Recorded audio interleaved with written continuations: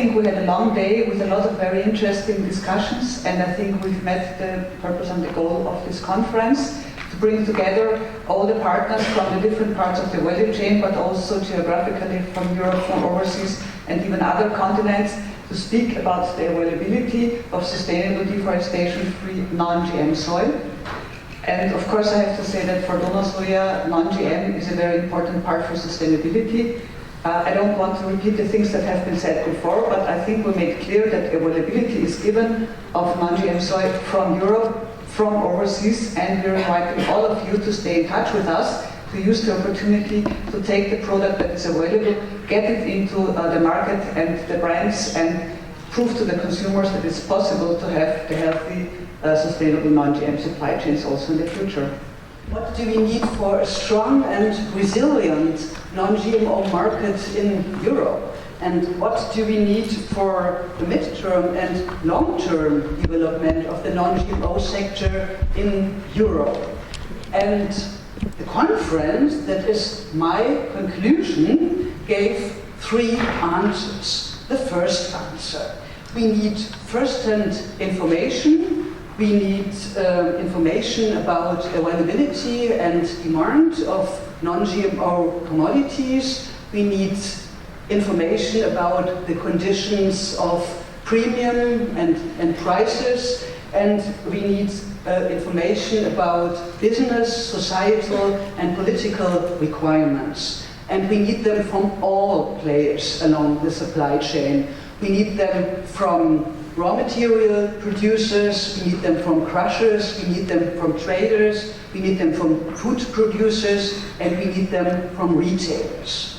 My second answer: non-GMO and deforestation-free should go hand in hand.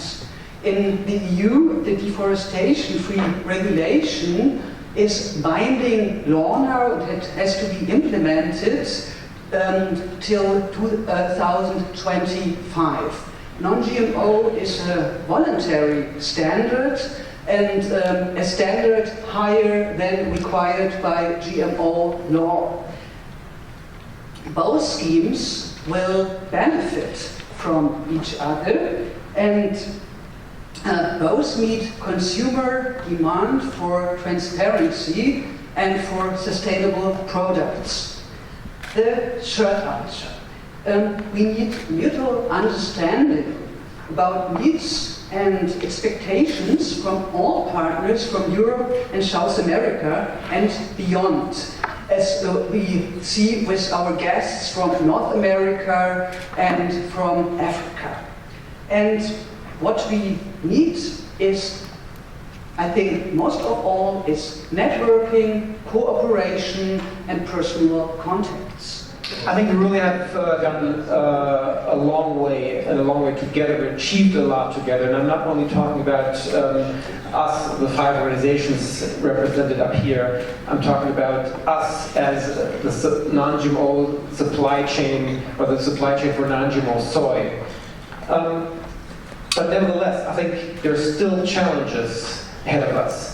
And, well, we need challenges to keep us moving, to keep us going. So, good that there are some more challenges. And I think the challenges that I'm taking with me today is definitely, I would try to focus it to 2, which is, one is to achieve a system where we have reliable and fair premiums for non-GMO soy production. Fair meaning for the producers, for the traders, for the food producers, for the retailers, so fair along the whole chain. That is a big challenge, I know that, but I think it is very important. And the second one is definitely to keep increasing the volume of non-GMO soy being used, and that is mainly being done by tackling the pork industry.